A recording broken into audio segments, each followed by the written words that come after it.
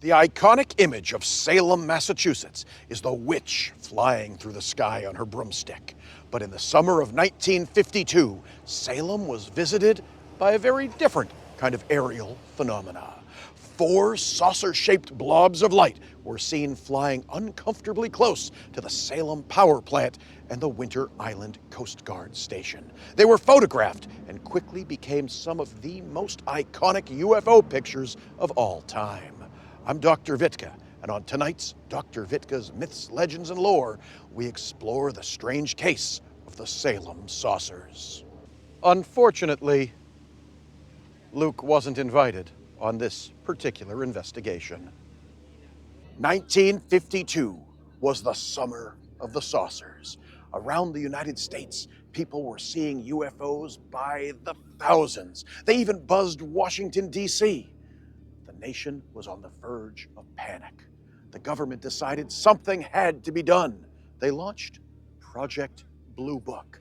On the surface, this was an initiative to get to the bottom of the flying saucer mystery, to figure out where they were coming from, what they wanted, and most importantly, were they a threat to national security? Behind the scenes, though, it was less transparent. They wanted to debunk and discredit the saucer phenomena.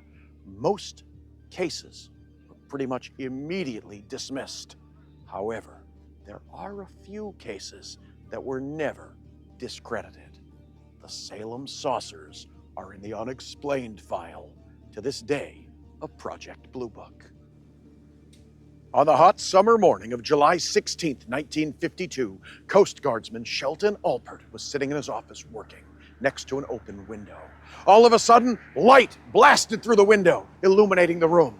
He looked out, and in the sky, he saw 4 glowing blobs of energy in the air. He instinctively grabbed his camera.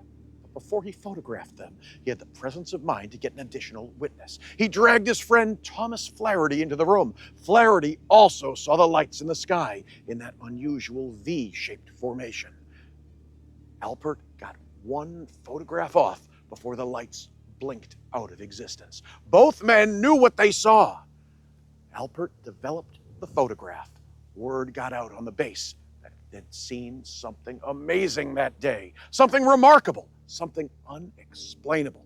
Had Shelton Alpert finally gotten proof that the flying saucers were real? The base commander saw the picture and immediately classified it. Everybody was sworn to secrecy. Shelton and Flaherty were debriefed, and they were told they hadn't seen anything of note. Being good patriots, they kept their mouths shut. They knew they'd seen something strange that day. The photograph and the negative of the photograph were flown to Wright-Patterson Air Force Base in Ohio, a base that UFO buffs will recognize the name of because that's where the Roswell debris was allegedly flown to. At Wright-Patterson, the photograph was meticulously analyzed. The Blue Book boys wanted to debunk it. Their first attempt was saying that the saucers in the sky were merely a reflection of light shining off of the window. Well, that theory had to be dismissed because there was no window pane in the window. Alpert shot the photograph through a mesh screen. The window was up. It couldn't have been a reflection. They tried to say it was a temperature inversion, but that doesn't square with the weather reports in Salem on that morning. Back at the Coast Guard base in Salem, word started to get out that perhaps Alpert had actually finally gotten a photograph, proof that the flying saucers were real, and they were right here in Salem. Civilian and military investigators descended upon the city, hoping they could find any additional witnesses or evidence. Eventually, people were so concerned by what happened, the Coast Guard had to have a conference in Boston to assure everything was under control and that nobody was in any danger by the strange things that had been seen in the sky. Alpert went along with the company line. He said it was unexplainable. Sheldon Alpert and Flaherty never deviated from their story. They always said the same thing. They'd seen the 4 lights flying in the sky. It wasn't a temperature inversion they saw. It wasn't a reflection. Who knows what it really was, but it was something that is to this day unexplainable. Another excuse Blue Book tried to debunk this with was that perhaps the lights were merely a reflection off the cars you can see parked on the street in the photograph.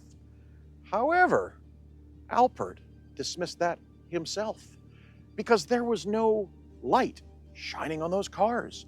If the lights in the sky were causing that reflection to bounce off the cars, you'd see the light on the top of the cars. There was no light on the top of the cars. The reflection theory is bunk. At the end of July, another press conference was called, this time in Washington, D.C. Saucer mania had gotten out of hand. This one was called to assuage the public's fear that the saucers were up to nefarious purposes, because now they'd been seen flying over the White House and the Capitol building. While the Salem saucers were not discussed explicitly in this meeting, it's been said that General Ruppelt, the man in charge of the whole thing, had photographs of the Salem saucers in his briefcase and on the podium while he was giving the conference. The Salem saucers were on everybody's mind in Washington, D.C. The top brass knew that something strange was happening in Salem. Years after the initial sighting had faded from public imagination, additional witness statements started trickling in.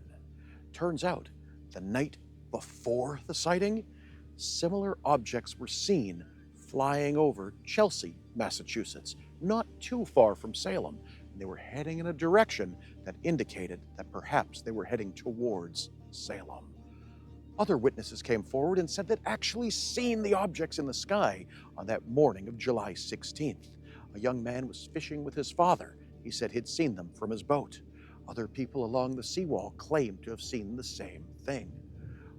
No one knows why they didn't admit it at the time, but in the 50-plus years since the original sighting, other witnesses have slowly been coming forward.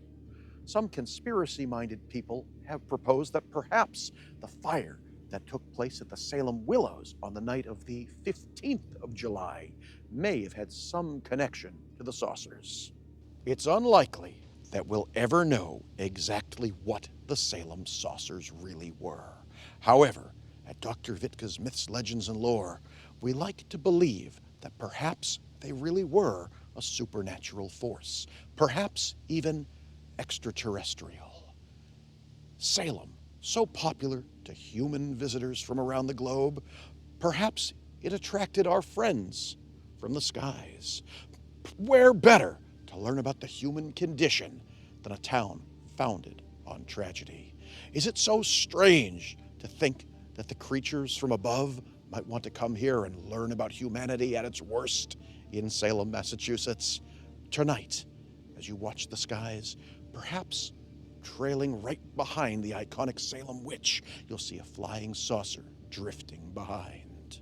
So what do you think? Were the Salem saucers alien crafts, or were they just temperature inversions?